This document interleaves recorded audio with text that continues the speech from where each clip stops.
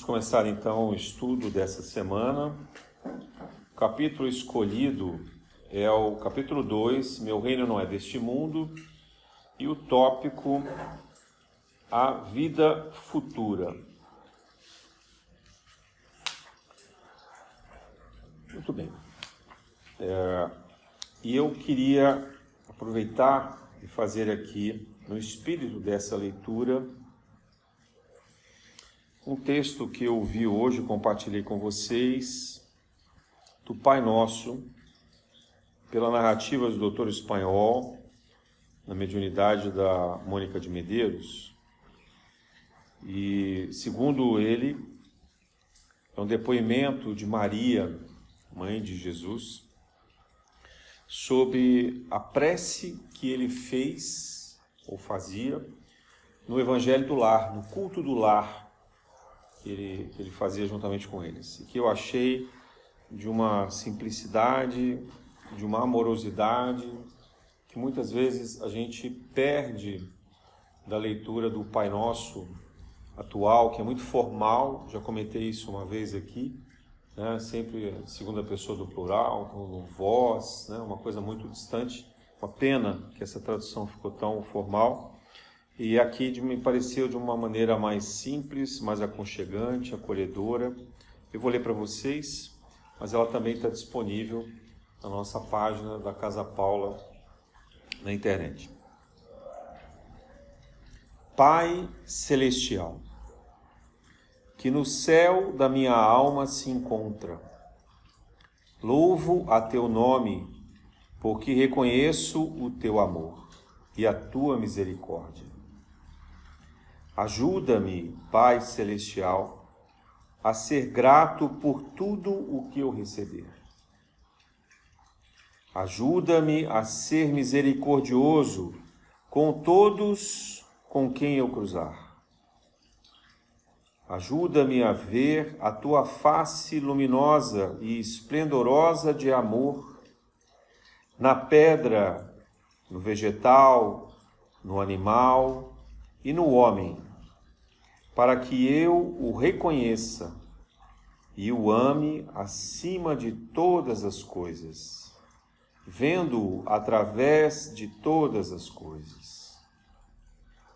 Dai-me, ó Pai, o pão do corpo a cada dia, e que a minha fé sustente o meu espírito em todas as noites. Seja feita sempre a tua vontade, e que eu cumpra o teu propósito agora e até a eternidade. Que mensagem tocante, né? É o Pai Nosso, tem todos os elementos do Pai Nosso, mas dito de uma forma mais amorosa, mais acessível.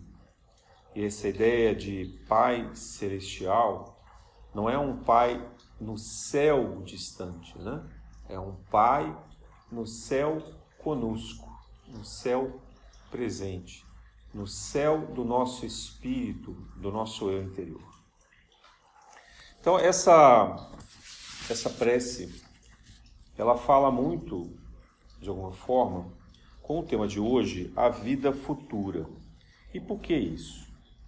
Porque Jesus, na sua revelação, na Boa Nova, ele queria que nós nos concentrássemos na continuidade da vida, da existência. Que a vida não se resumisse exclusivamente em uma única existência. Que nós tivéssemos a exata noção de que se a vida continua e se ela deve ser observada e compreendida por diferentes encarnações, diferentes graus de evolução, que tudo então é um processo integrado do início da criação até o estágio mais avançado em que nós nos aproximaremos da força criadora. Então, no Espiritismo a gente diz do átomo ao arcanjo, mas é muito mais do que isso, né? Porque quando a gente começa a pensar na criação divina, nesse Pai celestial que Jesus fala, é uma força criadora que demonstra que nós todos, como diz Kardec também, nascemos simples e ignorantes. Mas não eram simples e ignorantes na condição humana. É simples e ignorantes na condição da natureza. E os estudos apontam que nós todos viemos de subpartículas atômicas. Nós somos centelhas divinas, com uma materialidade muito sutil, invisível ao olho nu, e que vai aos poucos se alinhando, se afinando na natureza, se aproximando de outros elementos, até formar os núcleos atômicos, depois criar efetivamente os primeiros elementos básicos, como o hidrogênio, como o hélio, muito leves, muito sutis, e assim ir se sofisticando no reino mineral, né? Vivendo talvez durante muito tempo na condição de água, que é um elemento sagrado de toda a criação, essa formação simples, né, de hidrogênio com oxigênio, mas que é tão maleável, que é ao mesmo tempo tão vigorosa. Quantas características a gente vê na água que são fundamentais para a gente e que a própria água nos ensina a respeito da vida futura. Porque a água é o exemplo dessa renovação, desse renascimento, dessa transformação em nós e também do processo de purificação. Imaginem que hoje dificilmente nós encontramos em algum local aberto uma água que seja potável. Infelizmente, a maioria dos reservatórios encontram águas poluídas, até mesmo os oceanos, né?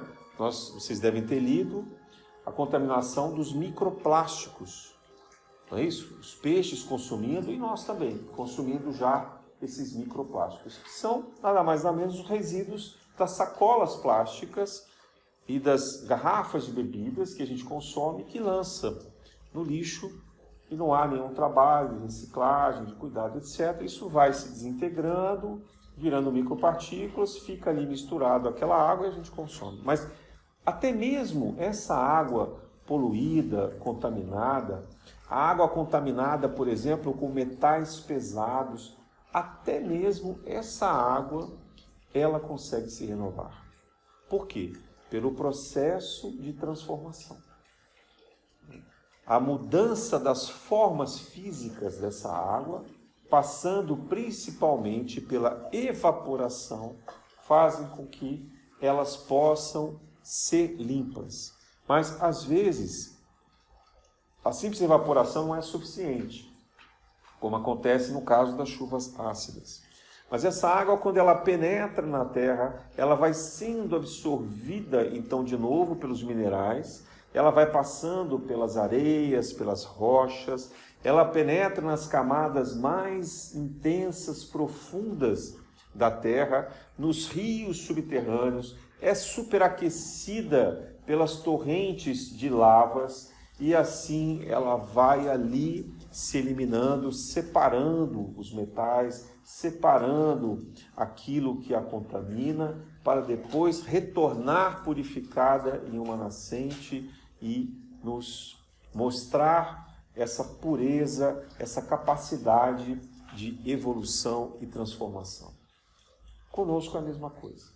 Nós nascemos numa condição mineral, depois vegetal, animal, hominal, e assim morremos, aprendemos na espiritualidade o nosso projeto reencarnatório, voltamos à Terra, erramos de novo, aprendemos de novo as lições, sofremos um pouco, voltamos para a espiritualidade através da morte, nos preparamos mais uma vez para a reencarnação e assim vai sucessivamente. É como se fosse a água, mudando do estado líquido para o sólido, depois para o gasoso, se sublimando muitas vezes, né? E demonstrando para nós que é possível se adaptar. é possível estar em diferentes ambientes, é possível se misturar com outros elementos sem perder a sua característica originária. Então, essa natureza da água é talvez a coisa mais sublime que nós temos na Terra, no planeta em que nós vivemos, e que possa demonstrar essa característica de vida futura. Então, Jesus, ele mostra também para a gente que às vezes a gente tem que se perder. Lembre daquela passagem que ele fala: deixai o seu pai, a sua mãe. Né? Todo mundo acha aquilo uma moral estranha, esquisita, porque vai dizer, como assim vou abandonar meu pai? O jovem rico chega para ele e diz, não, deixa eu primeiro cuidar, enterrar o meu pai, minha mãe, deixa eu cuidar dos meus afazeres, das minhas coisas. Ele fala, que pena, meu filho, né? Será muito tarde. E ele, naquele dia ainda, ele vai morrer de um acidente, numa corrida de biga que ele fazia. Né? Então, Jesus apenas alertando para a gente que o tempo ele é efetivamente dedicado à espiritualidade. O restante é complementar. Não que não seja importante, mas que o mais importante é Deus. Amar a Deus sobre todas as coisas. A água, ela exerce o papel de água. Mas ela pode ser outra coisa, ela pode sumir, pode se transformar assim, mas ela não deixa de ser água. E no momento em que a água, ela nutre, ela compartilha aquilo que ela tem de mais nobre, de melhor para oferecer. E é isso que nós devemos fazer. Uma outra passagem importante que todos nós, principalmente os espíritos, conhecem, é quando Emmanuel vai procurar Jesus. Jesus o convida para se juntar ao seu trabalho, ao seu grupo de discípulos, e ele recusa, porque ele preferia ficar na condição de senador. Embora Jesus tivesse curado a filha dele, que era o propósito principal de Emmanuel.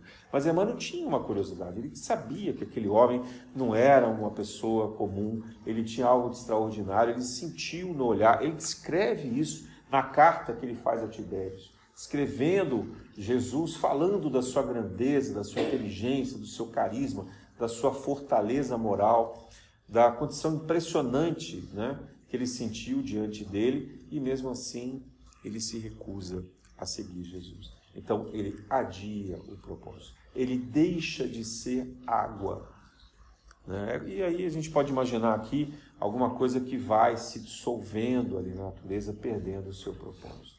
Então, quando Jesus fala da vida futura, ele fala assim: a vida é o processo, a vida é o Pai que se manifesta e que renova pela natureza.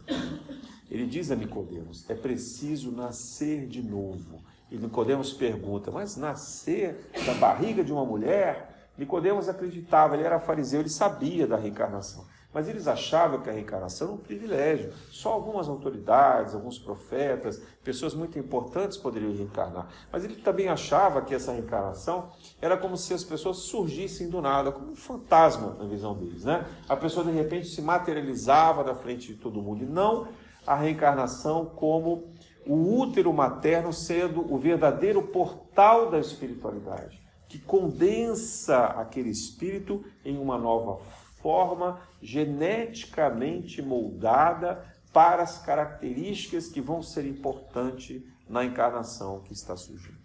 Então, nós temos que respeitar imensamente o papel das mães do útero materno e essa condição sobrenatural, espiritual, de se criar a vida através desse processo da unificação de um gameta masculino, feminino, e que produz ali aquele espírito vivificado no feto humano. Isso pode ser também no animal, porque é dessa forma que a gente vê. E quando a gente vai estudar a natureza, desde os vegetais, há sempre um processo de conjugação, né, sexuada e que permite, então, a procriação.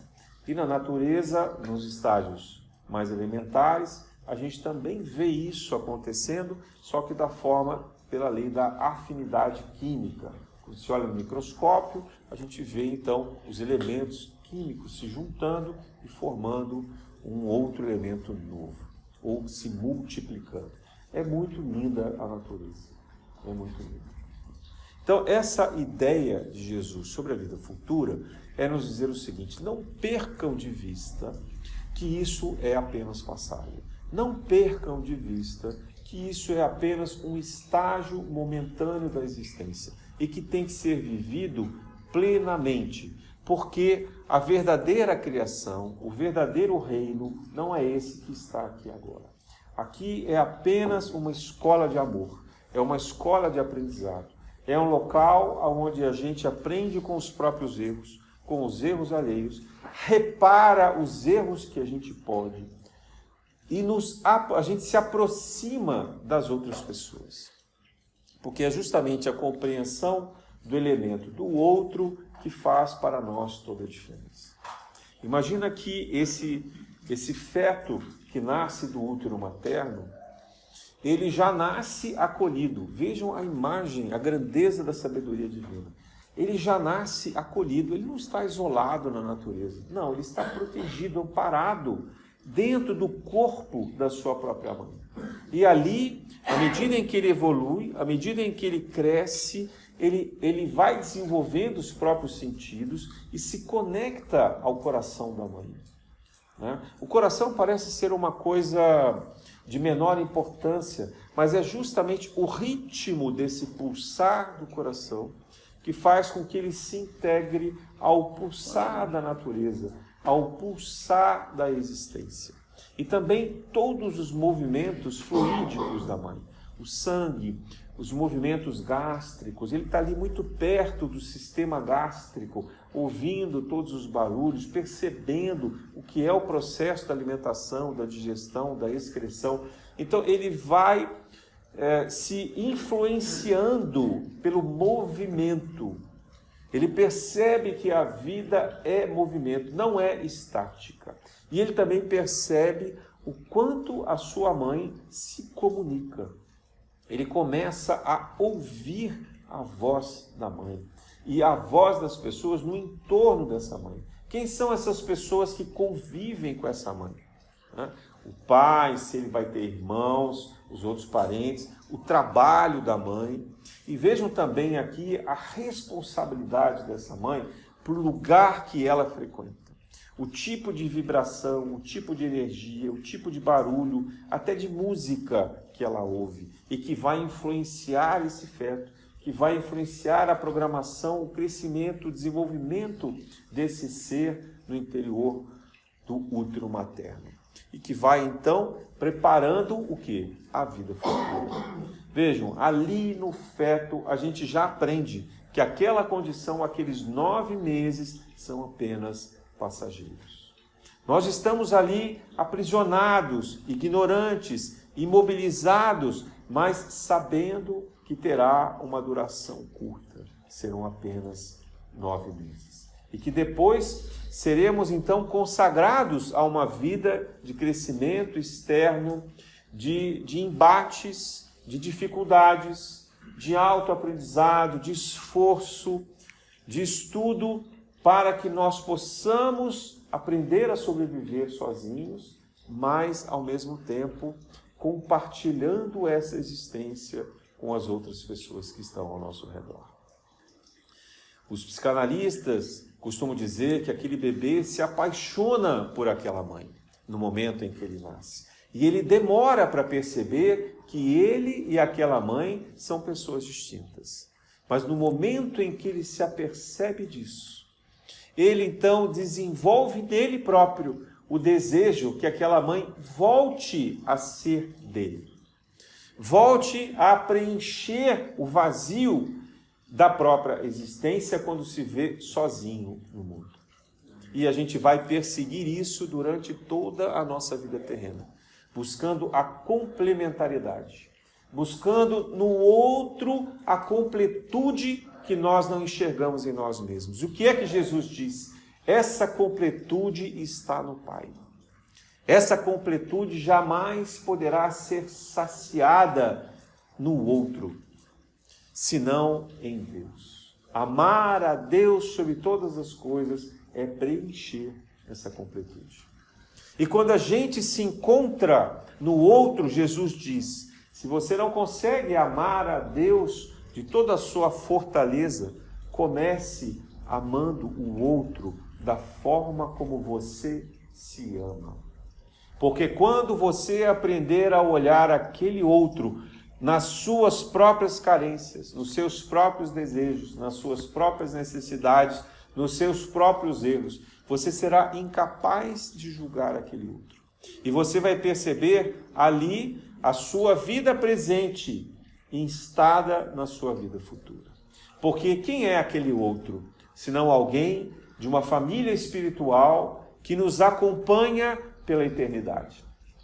Aquele outro que está ali do lado, ele já foi amigo, inimigo, pai, mãe, irmão e de vizinho, o que a gente mais quiser pensar. E isso desde estágios muito primitivos. Provavelmente esse outro que está ali com a gente é uma criação da mesma mônada, da mesma alma comum que nós tínhamos na condição animal ou na condição vegetal. Éramos filhos dos mesmos espíritos coletivos que ordenavam a natureza na nossa forma sem ser sencientes, sem ter a noção, a percepção da individualidade. Então, quando a gente atinge a individualidade, a gente parece querer romper com todos os demais. Nasce em nós um egoísmo, uma vontade absoluta de querer sobreviver, de querer fazer com que os nossos sentimentos prevaleçam em relação aos sentimentos alheios. Mas isso só nos traz mais infelicidade. Isso não é uma doença coletiva. Isso é uma característica necessária da própria evolução. É preciso que a gente tenha a noção exata dessa individualidade. É preciso que a gente alcance esse egoísmo máximo de olhar exclusivamente a si mesmo, para perceber que nada existe exclusivamente na natureza sem Deus. Porque ali, naquele vazio do eu individual, é que a gente encontra Deus na sua maior essência. E a gente então se entrega a essa completude. Jesus, sabendo disso, nos pede que tenhamos cuidado, atenção, e vai olhar aqueles que estão aflitos.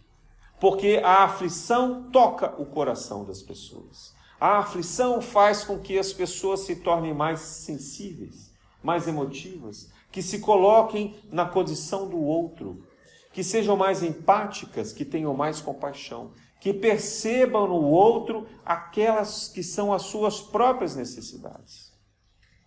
Quando nós acordamos de manhã e nos vemos carentes, com uma vontade imensa que alguém nos toque, que alguém nos abrace, uma saudade profunda, talvez, de reviver os tempos de infância no colo dos nossos pais, alguém que nos alimentasse, alguém que pudesse olhar por nós, fazer até mesmo as nossas escolhas.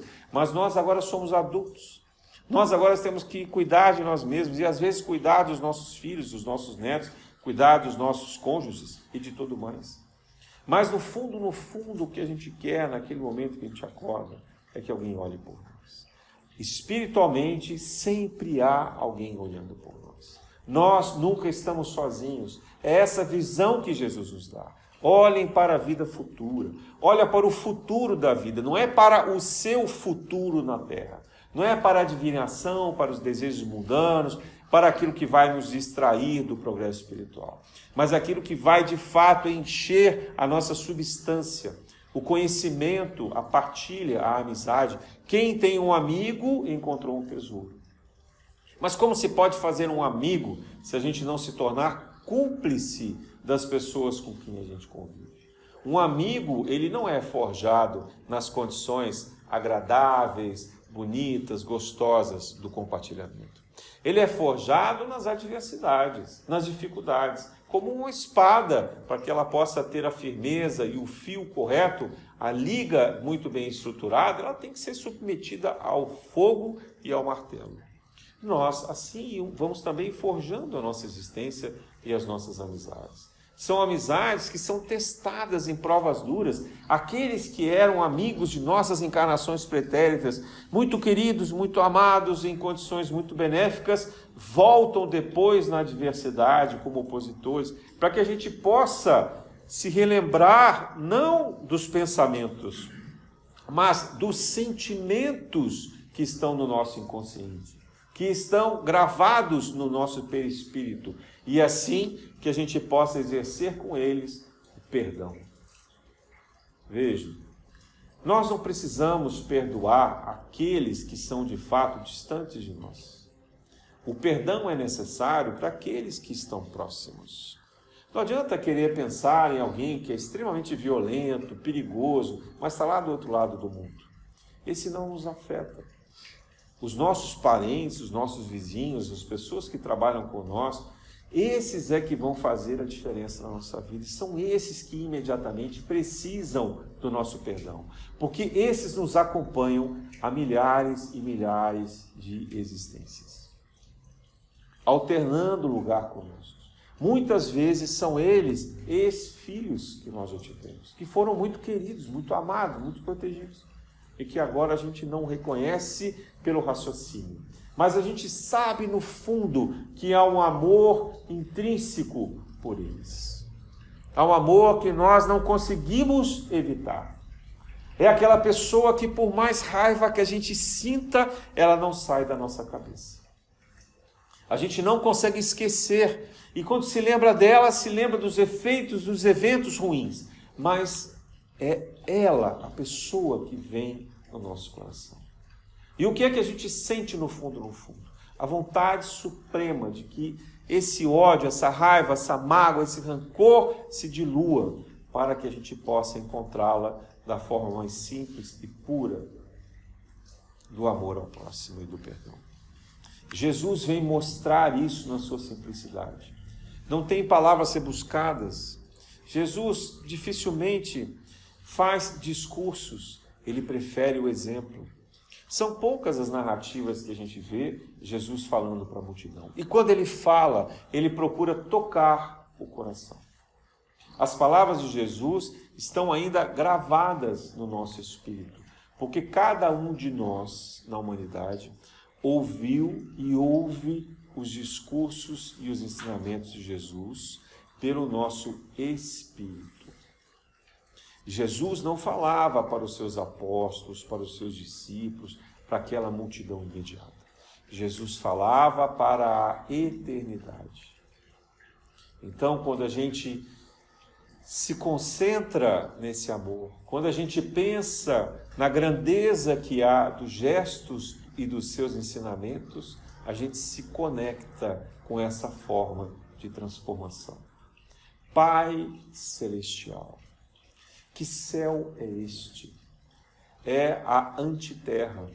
É aquilo que nós devemos ter como reino verdadeiro. É aquilo que está em nós, não é um lugar físico.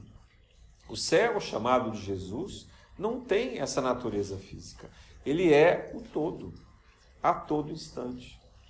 Jesus, em nenhum momento, se refere à palavra lugar como nós temos no sentido físico. Quando ele diz, no final do seu estágio terreno, já depois da ressurreição, preparando a sua partida, o seu retorno à vida espiritual, ele fala, vou lhes preparar um lugar.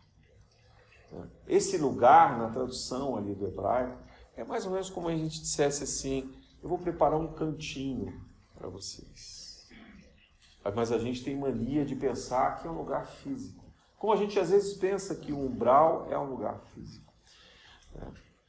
Outro dia eu ouvia alguém dizer assim, imagine se houvesse de verdade o céu e o inferno. E aí você pegasse todas as pessoas que estão no inferno e você levasse aquelas pessoas para o céu. No que ia se transformar o céu? No inferno. Porque o céu e o inferno está no coração de cada pessoa. A ideia de algo que é puro, evoluído, sutil, sublime, está em nós. Quando a gente se prepara para um planeta de regeneração, ele não é a Terra simplesmente se transformando em algo novo e diferente. Ele é a Terra transmitindo para nós a sua grandeza implícita, eterna, verdadeira, perene.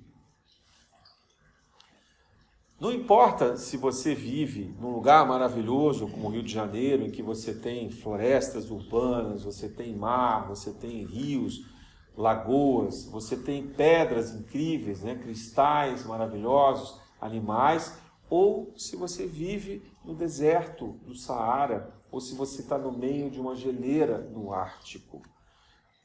Deus não seria injusto de distribuir as pessoas em locais inóspitos e esperar que elas pudessem ser felizes, se a vida que realmente importasse não fosse a vida interior. O céu está em todo lugar. O céu não é um lugar exatamente físico. O céu é a dimensão plena daquilo que a gente pode sentir. A nossa sociedade, a nossa época, pelo menos 200, 300 anos, fala muito da razão, do raciocínio. Claro que isso é importante, ninguém vai negar. Isso proporcionou para a gente toda a evolução material que a gente tem. A cura de várias doenças, o conforto, o bem-estar, a organização social, a produção de alimentos, não é isso? Mas, ao mesmo tempo, quando a gente começa a idolatrar a razão, o que é que a gente faz com a emoção? O que é que a gente faz com os nossos sentimentos? Quem de nós se sente plenamente à vontade hoje, nos lugares em que vive e convive, de chorar quando está triste? De lamentar alguma coisa que toca o seu coração? De compartilhar com o outro um sentimento grave? De se permitir a compaixão e deixar rolar lágrimas dos seus olhos quando vê alguém na rua sozinho, em sofrimento, quando ouve uma história triste.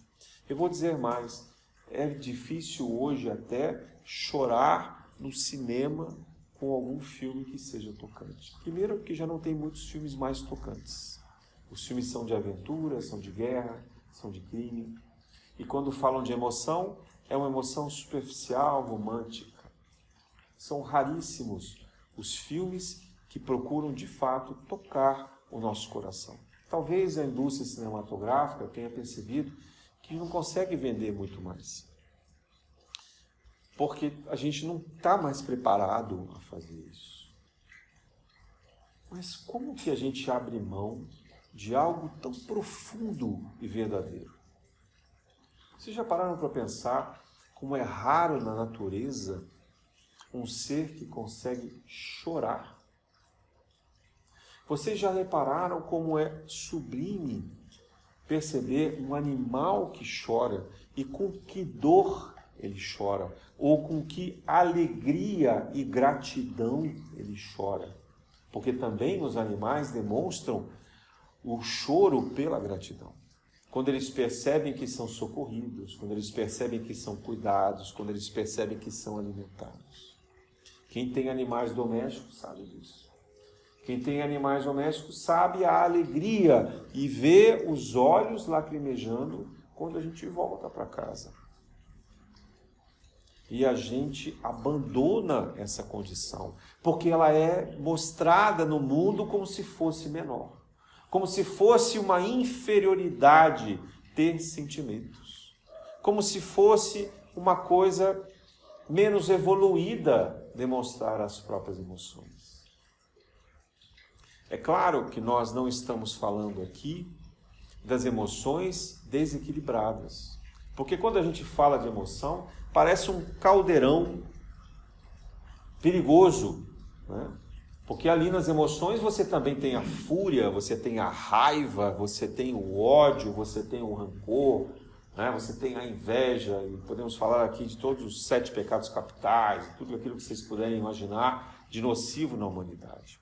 Mas parece que a defesa da razão, ela resumiu a emoção e o sentimento apenas a essas forças negativas, sem perceber que, na verdade, não há ódio e amor. É tudo fruto de uma mesma energia. Como você tem o calor, que passa do frio ao quente, mas que é apenas a temperatura. é apenas a intensidade. Você vai dizer assim, mas o ódio é o amor? Claro que é. Porque o ódio é a conexão que você faz com o outro. Quando você sente ódio por alguém, você se liga com aquela pessoa. E o que você sente por ela é uma raiva intensa dela não ser você. Ou de você não ser ela.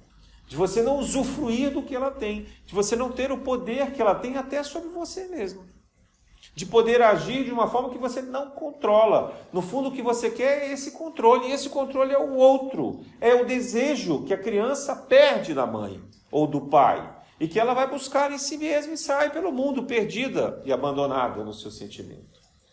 É o sentimento que tem que ser recuperado. Então, simplesmente colocar essa emoção num baú trancado e jogar no fundo do oceano com uma pedra muito pesada, não adianta nada. Porque depois essas emoções voltam para nós como doenças, como transtornos, como desequilíbrios. E elas se transformam em coisas que contaminam a nossa existência, que destroem os nossos relacionamentos. Porque a gente vai ficando cada vez mais fechado, cada vez mais egoísta. Incapaz de simplesmente navegar pelo labirinto da razão. Porque a razão, ela nos ensina, ela nos aponta, ela nos esclarece, mas ela navega em labirintos. A razão, ela trabalha como se fosse um cubo. Quem já estudou um pouquinho de computação entende o que eu estou falando. Porque você pega todos os dados, cria ali um horizonte de informações e começa a formar associações que vão virar 0 e 1, 0 e 1, 0 e 1, 0 e 1. Um sistema que ele é fechado, um sistema que não é capaz de evoluir por ele mesmo. Nunca a inteligência, do que eles chamam de artificial, vai fazer com que haja uma evolução por ela mesma, porque ela apenas reproduz aquilo que o ser humano, na sua própria condição criativa, analógica, é capaz de fazer. E tem vários cientistas, neurocientistas, que afirmam isso com toda a segurança. Não estou falando por mim. Vocês podem procurar, podem pesquisar. Mas as emoções, elas é que são capazes de, quando associadas à razão, de produzir o sentimento que ultrapassa o limite desses labirintos. É justamente o sentimento que Jesus vai buscar na aflição daqueles judeus que são explorados pelos sacerdotes, pelos grupos farisaicos, por aqueles que têm poder, aquele conglomerado hebreu, explorado pelos romanos, e que então perderam os seus bens materiais, perderam os seus entes queridos, perderam a sua honra, a sua dignidade, que viviam de forma sofrida, doentes, desamparados, para capturar no sentimento deles o resquício da emoção capaz de transformar a sua própria razão e levá-los a evoluir. Eu pergunto, que raciocínio poderia justificar um cristão a aceitar o martírio de um circo romano, para ser comido pelas feras, para ser humilhado, massacrado nos calabouços? Quem, em sã consciência racional, tomaria essa decisão, se não fosse pela evolução do próprio sentimento de compreender a vida futura? Era o testemunho que era mais importante, porque as ideias do cristianismo precisavam sobreviver. Era no choque daquela morte, daquela convicção, daquela fortaleza moral de que essa vida terrena não era a mais importante, que podia fazer com que todos se surpreendessem. Quantos de nós que estamos aqui não estávamos lá nas arenas aplaudindo e assistindo aqueles testemunhos e que demoramos 1000, 2000 anos para nos sensibilizar, para compreender que aquela semente que ali foi lançada iria nos transformar? Mas nós relegamos as nossas emoções. Em casa, na família, ninguém se permite mais. Até nos aniversários. Hoje em dia é difícil se ver uma comemoração de um aniversário, ou quando a gente vai felicitar alguém, fazendo isso com emoção. Os abraços são distantes, com tapinhas nas costas, ou faz os joguinhos de mão, dobrando, batendo, explodindo. A gente faz todas as brincadeiras, conta um monte de piada, né? Faz um pouquinho de bullying ali com o aniversariante ou com aquele que deveria felicitar, fala dos seus defeitos, das suas manias, das suas dificuldades, ao invés de expressar de fato o amor, a admiração, a gratidão que a gente tem pelas pessoas que estão com a gente. Quantas vezes nós somos capazes de, ao chegar em casa, abraçar os nossos entes queridos verdadeiramente, dobrando os nossos braços por todo o corpo e permanecendo ali mais do que 5 segundos. Vocês já tentaram em casa dar um abraço de 1 minuto? Eu acho que vocês vão arrumar uma briga. Ninguém vai entender. Mas essa conexão física que permite a troca energética do sentimento é que está fazendo falta nesse momento da humanidade. É sobre isso que Jesus veio resgatar em nós. É sobre isso que Jesus veio trazer para nós como resultado da nossa evolução cambiante, dos nossos sentimentos dificultosos, das nossas sementeiras adormecidas. É preciso que nós possamos crescer firmes, serenos, abertos ao sentimento. E vou dizer mais. Deve ser para cada um de nós aqui presente muito difícil receber um elogio. Porque o elogio imediatamente afaga o nosso ego. Mas esse elogio não provoca em nós a força necessária para manter firme essa capacidade de crescimento, compartilhamento com os outros das nossas conquistas e a alegria daquilo que é o júbilo do encontro e da conexão espiritual. Receber um elogio é apenas esperar do outro que ele se curve diante de nós, que ele se sinta naquele instante inferior a nós, porque nós estamos nos sentindo superiores a eles. Veja que infantil o estado emocional que a humanidade se encontra hoje. E o que é a competição do trabalho, se não isso? O que é a precificação das coisas, se não isso? Vocês já pararam para pensar por que uma coisa vale mais do que outra? Que lógica é essa? Ok, alguém vai dizer, mas essa é a lógica do mercado, é a mão invisível. Mas que mão invisível é essa? É claro que ela não é invisível. Tem grupos manipulando esses preços. Tem pessoas interessadas nessas condições que nós não percebemos, mas nós somos trouxas, porque nós deixamos de lado as nossas emoções e nos prendemos aos labirintos. Como pode um produto lançado como um celular valer no ano daquele lançamento 7, 10 mil reais e 2, 3 anos depois ele vale R$1.000? Ou se ele durar, porque se ele não durar, ele não vai valer nada. E carros, e roupas, e qualquer outras coisas que vocês quiserem pensar. Isso a gente falando de coisas úteis. Se a gente falar de coisas inúteis, alguém sabe o preço de um charuto? E para que serve um charuto? Para que serve uma bebida alcoólica destilada? Ah, mas é muito saborosa, tem um malte envelhecido. Emmanuel faz até um comentário sobre isso. Nós somos trouxas, nós somos inocentes. Nós achamos que aquele prazer sublimado pelo nosso paladar pode pagar horas e horas de trabalho que nós escravizamos a nossa mente, sacrificamos a nossa família e sacrificamos e abusamos dos outros para aquele mísero prazer que passa e que depois vai querer que a gente volte e a gente nunca termina. Por quê? Porque a gente troca a emoção pela sensação. Isso não é emoção, isso é sensação. E agora, cada vez mais, como essas sensações não terminam nunca, a gente vai se expondo até o perigo. Né? Quantos são os esportes radicais de hoje? Quantos são os exercícios praticados, principalmente pelos jovens, que colocam a vida deles em perigo? A droga é isso. Por que tem tantas pessoas hoje buscando alucinógenos até sagrados? Eu fico pensando assim, meu Deus, por que essa pessoa procura uma justificativa espiritual para um estado de loucura que ela própria pretende fazer com si mesma? Não adianta querer justificar em Deus, né? Deus não colocou a jurema na terra para todo mundo ficar doidado.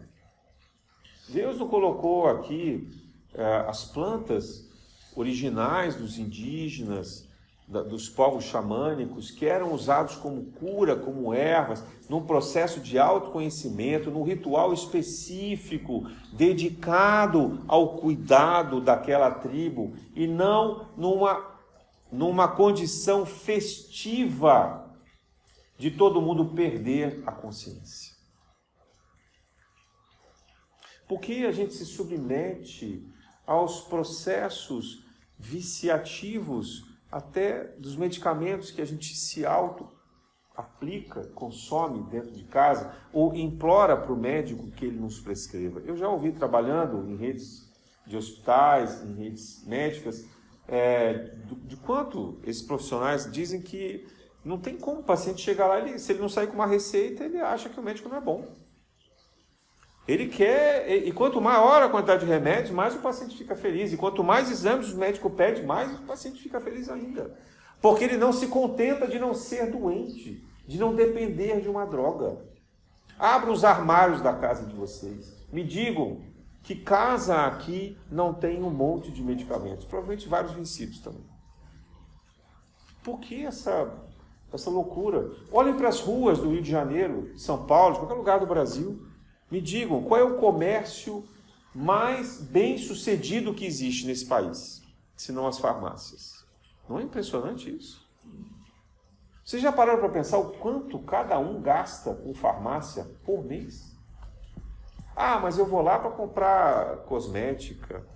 E desde quando o cosmético de hoje também não é remédio? Vocês já leram a bula?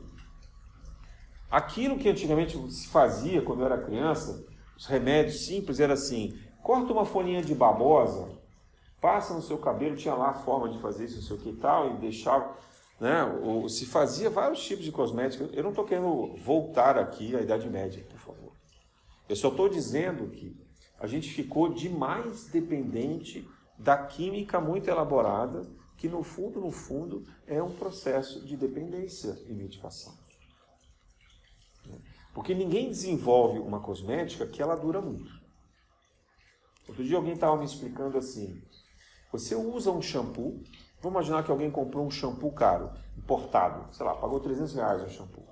Você já parou para pensar que o shampoo fica na sua cabeça de 30 segundos a 1 minuto? No máximo, se você for muito, muito, muito dedicado, você vai ficar lá fazendo massagem 2 minutos na sua cabeça. E você joga ele fora? E você acha que aquilo tudo mesmo que ele promete, ele vai conseguir fazer nesses 2 minutos? Você acha que é tão melhor assim do que os outros shampoos que custam R$30 ou R$20, sei lá quanto? Ou que você talvez até pudesse fazer de uma forma, uma receita vegana na sua casa? E depois do shampoo você tem o condicionador, e aí você tem o creme, tem não sei o quê, e quando a gente vê, gastou-se R$500. Tá bom? Durou quanto tempo?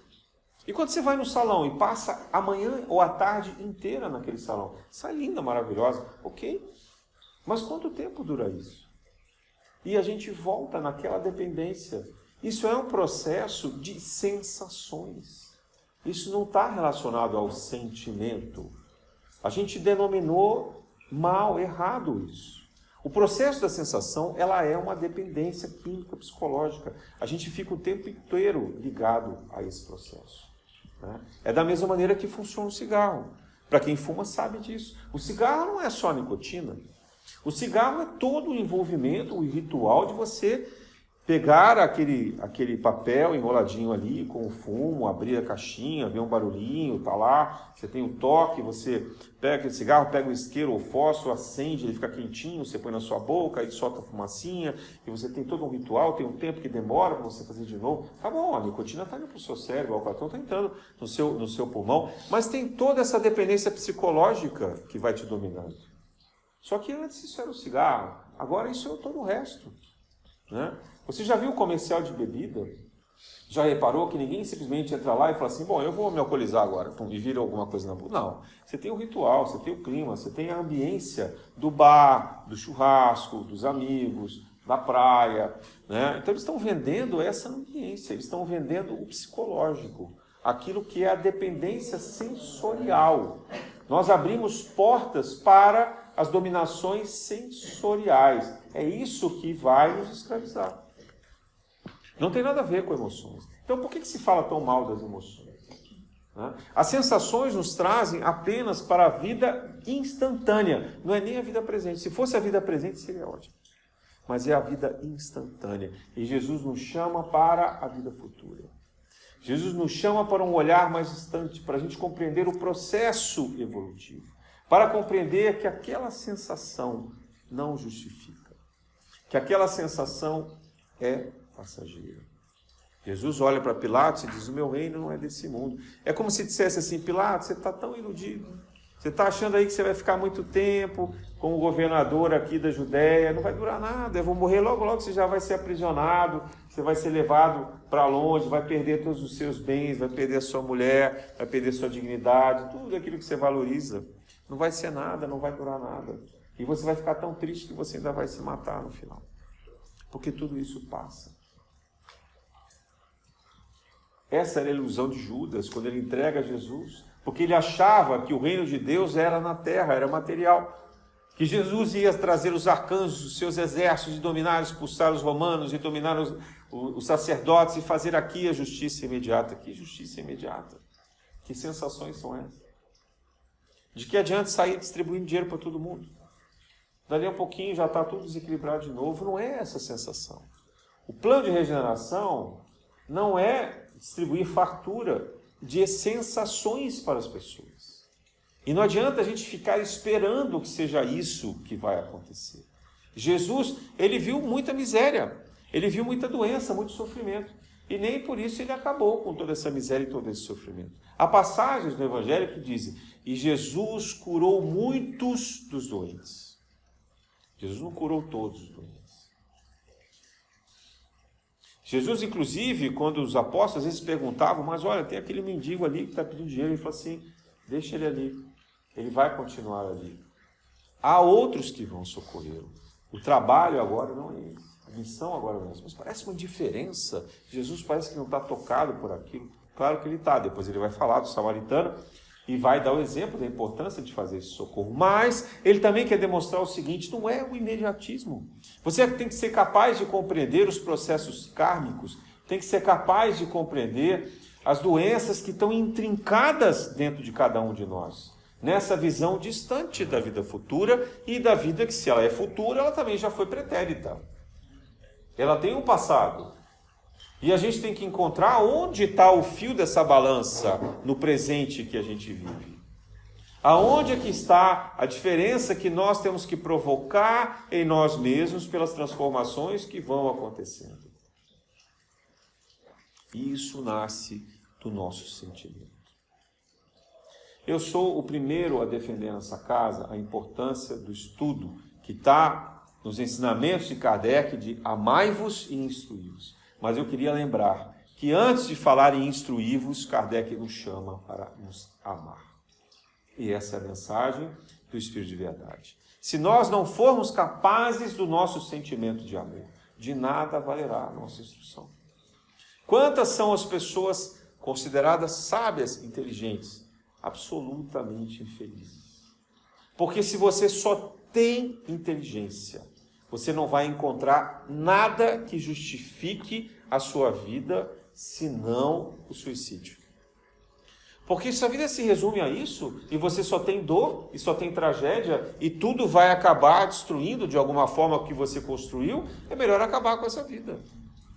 Ou você acredita efetivamente em Deus e na vida futura, ou a sua vida não vale nada. Mas quando você olha para o seu sentimento, quando você olha para o seu coração, você faz a transformação verdadeira daquilo que pode te consagrar para a felicidade. Não a felicidade das sensações. Eu vou relembrar aqui a passagem em que Madre Teresa de Calcutá, diante de uma autoridade importante que visitava uma das suas obras, essa autoridade vira para ela e diz assim: eu jamais faria isso. Olhando as irmãs de caridade que limpavam os leprosos, putefrados, machucados demais, feridos ali, fétidos na sua frente, ele totalmente incomodado com aquilo, e ela diz para ele: eu também. Claro, ela jamais faria por dinheiro. Você só tem uma única condição de fazer isso, por amor. Mas se você perguntasse ali quem era o mais feliz, se aquela autoridade rica, famosa, poderosa, ocupando cargos importantes, em pé, observando aquele trabalho para fazer um donativo, do qual ele seria reconhecido publicamente, ou uma irmã simples de caridade que limpava cuidadosamente aquela ferida do leproso. O que é a felicidade? Essa é a pergunta que nós temos que nos fazer. A felicidade é muito importante dentro de nós mesmos, mas ela nasce dos nossos sentimentos. Ela nasce da nossa capacidade de dominar aquelas sensações que nós chamávamos de emoção. Aqueles impulsos ainda muito próximos do próprio instinto.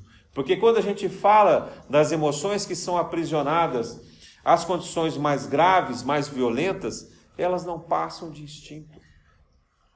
São instintos de sobrevivência, de prevalência, de controle. São inseguranças. A psicologia trouxe isso para nós com muita clareza. Aquele que é violento, quando a gente vê, por exemplo, na violência doméstica masculina, principalmente, né, nos abusos domésticos, esse pai, ele é completamente inseguro, ele é um fraco, ele tem uma personalidade deformada, ele tem uma trajetória de desamor para consigo mesmo, em que ele tenta desesperadamente se impor perante o outro por essa violência, porque ele comete naquele ato uma violência contra si mesmo. É como se aquilo fosse um espelho, como se ele quisesse ele mesmo se mutilar, e ele se mutila, porque é óbvio que a consciência dele vê em remorso contínuo o mal que ele pratica, mas ele não tem coragem de tornar isso público. Até porque as nossas prisões não dão sequer amparo emocional a todos esses criminosos. Não acolhem, não oferecem oportunidade deles tratarem as suas próprias mágoas, as suas dores, as suas dificuldades. Não permitem que eles sejam vulneráveis. Pelo contrário, os ambientes das prisões, como são também muito masculinizados, acabam tentando defender a racionalidade do oportunismo, da esperteza, de querer sair dali ainda mais hábil em praticar as maldades, as crueldades. Porque ele entende que é só isso que existe naquele submundo de um animal de extrema condição primitiva. Mas é a isso que nos leva à racionalidade. Gastamos tanto dinheiro com as leis, com construções importantes, com discursos, debates. Estamos lá nos parlamentos, no Congresso Nacional, nos tribunais, falando sobre direitos, sobre penas, sobre a importância da liberdade, sobre igualdade, para, no fundo, jogar as pessoas nesse submundo das prisões, que são quase que os sanatórios das Idades Médias. Quem viu o presídio de Barbacena, eu pergunto qual é a diferença que há dali para uma prisão na modernidade. Claro que nós estamos falando das prisões daqueles que são mais pobres, que são massacrados, porque infelizmente aqueles que têm muito dinheiro às vezes conseguem até ter uma televisão, ter uma cela exclusiva, né? Muitas vezes recebem visitas, seguem as redes sociais, são aplaudidos externamente com protestos, manifestos, consagrando os seus crimes por serem idolatrados. Mas aqueles que são aprisionados nas condições mais humildes, mais comuns, que ficam no mesmo lugar com mais 100 outros detentos, às vezes um único cantinho chamado de banheiro, tendo que se revezar nos colchonetes para descansar um pouco e servindo muitas vezes de escravos humanos naquele ambiente hostil. Essa é a destinação que a gente procura dar às emoções, deixando separado aquilo que deveria ser o sentimento. Aonde está a compaixão dos seres que trabalham com nós? Aliás, aonde está a compaixão de todos nós profissionais? Quem aqui já não foi atendido num hospital, numa emergência médica, e soube ver a completa diferença de quando você tem, não o profissional mais inteligente, repleto de diplomas e títulos que te atende, mas aquele que é humano e acolhedor, aquele que olha para a sua dor e procura restaurar a sua saúde de dentro de você, e não por uma sequência de medicamentos. Aonde estão os nossos sentimentos? Isso vale para todas as profissões. Não estou falando mal dos médicos, nem dos enfermeiros, nada disso. Isso vale para os advogados, vale para os engenheiros, né? A gente às vezes estava vindo para cá comentando sobre a construção, as construções do Rio de Janeiro. Eu fico pensando assim, será que os engenheiros, os construtores que estavam aqui, se preocuparam com as pessoas quando fizeram esses viadutos, quando fizeram essas ruas? Será que eles se preocuparam com o efeito nocivo da poluição, por exemplo, do asfalto?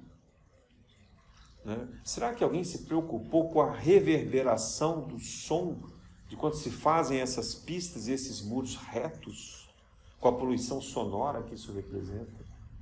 Será que alguém que desenvolve um automóvel, um ônibus, um transporte público, está pensando no outro? Será que ele tem compaixão quando ele faz aquele trabalho?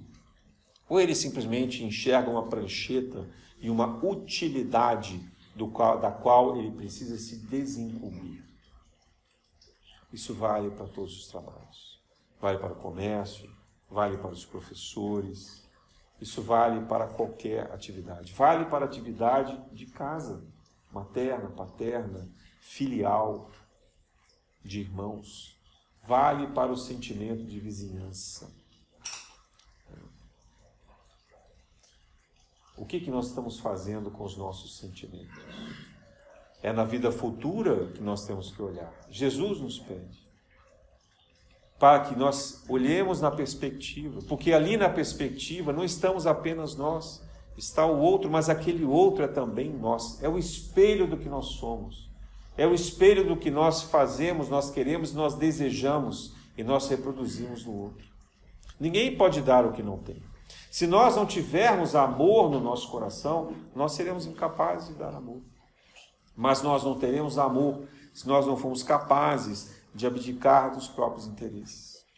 Então esse jogo de raciocínio, de inteligência, esperteza, de astúcia, que nos faz querer ganhar mais e mais vantagens no outro, de querer acumular e acumular mais, de garantir a saciedade insaciável das nossas vontades, das nossas sensações. É maravilhoso poder comer bem, é maravilhoso poder viajar, conhecer o mundo. É muito bom se você anda num carro muito confortável, mas isso passa. E quando isso fere alguém, se isso é na base do sofrimento de alguém, se isso causa dor a alguém, eu pergunto a vocês, vale a pena? Assim como alguém que come carne, se alimenta dos animais. Quando se coloca na posição do outro, nós já fomos esses animais. Nós já fomos muito provavelmente vacas, já fomos cachorros, gatos. Né? Pensem num baby beef. Né? É um bebê. Um bebê de um boi, de uma vaca. É um bezerro pequeno. Um novilho. E a gente sacrifica esse animal. Separa dos seus pais. Isola esse animal da oportunidade que ele teria do seu progresso. Para quê? Para 20 minutos saboreando um pedaço de carne no seu prato. 20 minutos no máximo. Porque se você for comer só carne, em 10 minutos você matou aquela saciedade. Se você tiver num churrasco, vai dizer, mas durou 3 horas. Ok? 3 horas. 3 horas valem mais do que a vida, do que a dor e o sofrimento daquele animal. Então eu pergunto a vocês, aonde está o nosso sentimento? Porque hoje o que nos resta é a indiferença, a cegueira para a dor alheia, a cegueira para a desimportância que o outro tem para nós. Qualquer intervenção nossa na vida do outro é importante e ela pode fazer toda a diferença. Já contei aqui o abraço que o Divaldo Franco deu a um garçom na África do Sul, que ia naquela noite se suicidar. E que ele, todo constrangido, cumprindo a ordem de Joana de Ângeles, vai lá e dá um abraço sem entender. E depois ele vai compreender porque aquele garçom vai confessar a ele que ele nunca tinha tido contato com uma pessoa branca. Ele era negro. E lá na África do Sul havia o apartheid. Então, aquele homem estrangeiro branco, o abraçando em público, salvou a sua vida. Pela autoestima que restaurou nele. Todo gesto, toda conduta, toda intervenção que nós fazemos na vida do outro, seja humano, animal, vegetal, mineral, interfere no seu progresso e na sua existência. Que nós sejamos capazes de agradecer a Deus por essa criação, mas também de nos integrarmos a essa criação com humildade, com a sabedoria, não apenas a inteligência, mas principalmente dos sentimentos que nos conduz à verdadeira escola de amar a Deus sobre todas as coisas e ao próximo como a si mesmo. Na graça de Deus.